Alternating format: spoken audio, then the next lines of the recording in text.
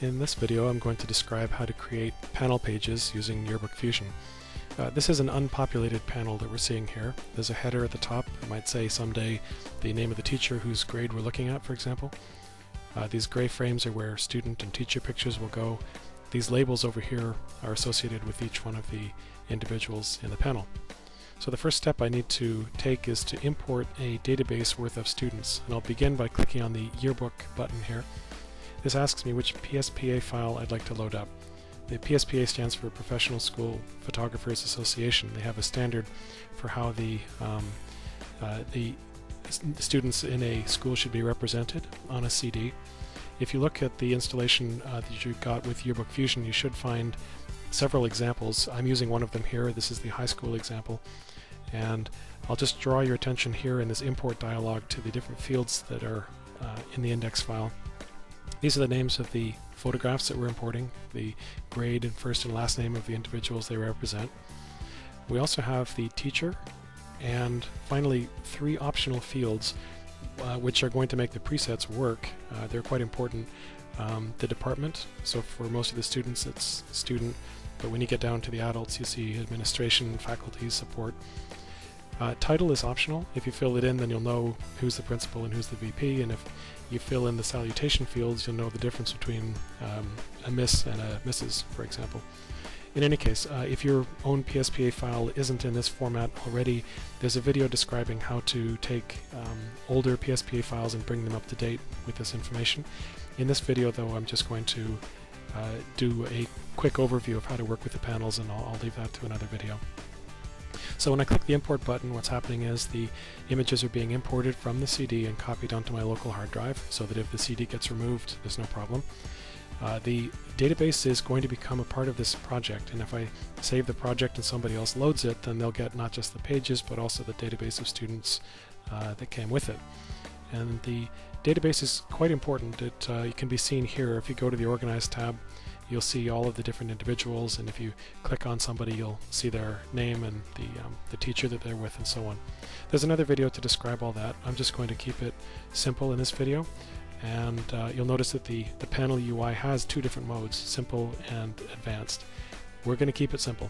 I'm going to say I'd like to do students by teacher, please. Click on this. PhotoFusion thinks for a moment and produces, in this case, 11 pages worth of panels. If you'd like to see them all, I just bring my mouse down here over pages, and you can see all of the different pages that make the book up. So on this page we see where the Lavallee class ends and the Stalwick class begins. Here's the middle of the Stalwick class, and so on. So we'll just go back to the first page. There are different types of presets. These are complete presets at the top. So if I want to change to look at staff by department, basically that removes everything that we had and replaces it all with a staff page broken out by department. There are different styles, header and label text presets.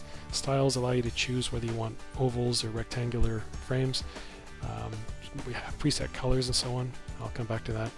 The header text allows you to say whether you'd like to see the department that people work in, or the grade or the teacher name. Label text allows you to change whether you want to have only, let's say Agatha Bronfman VP Boys, that's her first and last name followed by the title. If I only wanted to have her first name and last name, then I would choose this preset and adjust the label size so that it's perfect. But I think I liked it the way it was, which was first name, last name, and then title, and then I'll increase the label size again to get it just so. So there's a bunch of different controls down here, but this is just a small subset of the things that you can do to a panel if you go into the advanced mode. Keeping it simple though, there's the number of columns and rows. If I press the mouse button on columns and drag, let's say to the left, as I continue to drag, you see that I'm reducing the number of columns. So there's 2, there's 3, there's 4. As I increase the number of columns, of course, they're going to get smaller.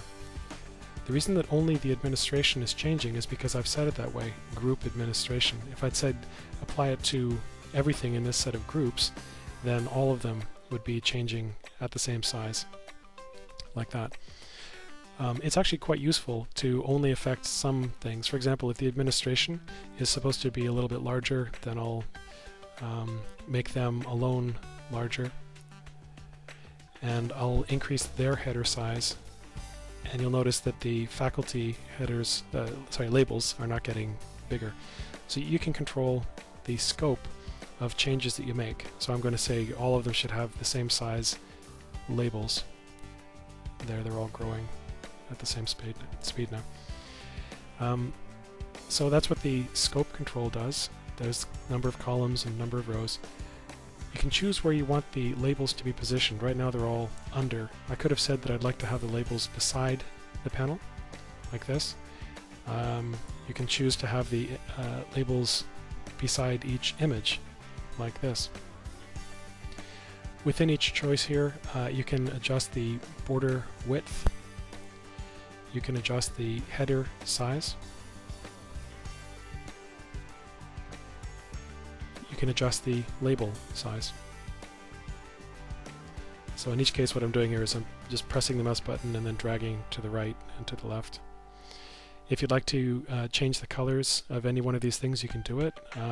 If I click on, for example, the header and then choose to have it be quite saturated blue, that's how I do it. Alternatively, if I hold the control key down, I can click just to swap quickly between black and white. I'm going to go back to a different preset, which is Students by Teacher, so that you can see more easily what happens with the featured images. In this case, the first individual is the teacher, and then an administrative assistant, and then a bunch of students. The featured images control, I'll just drag it one notch to the right, allows me to accentuate the teacher over everybody else, just like that.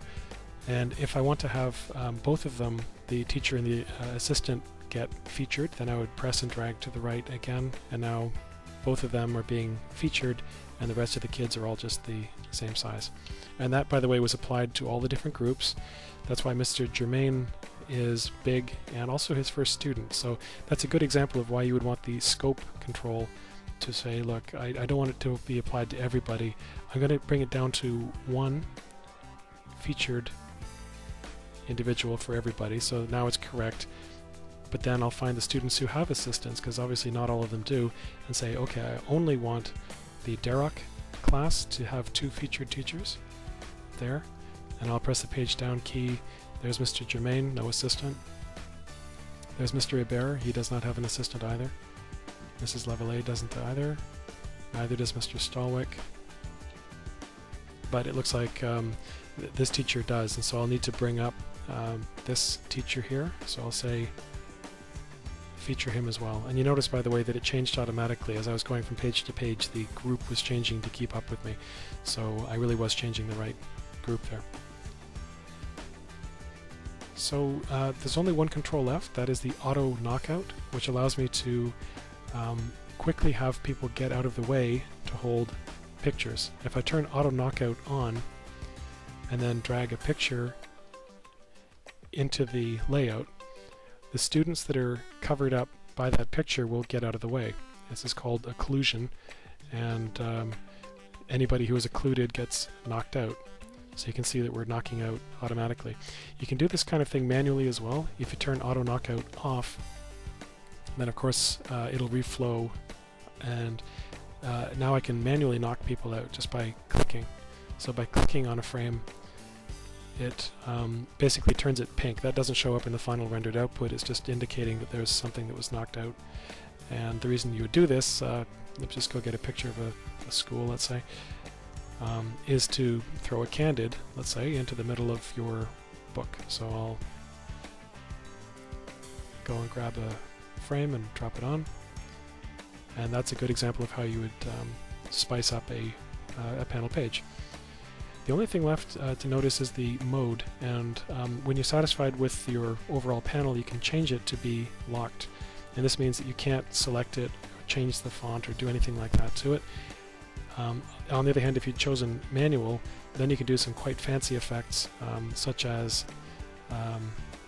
what I'm going to do is nudge all of these people and all of these people, but not the Polaroid.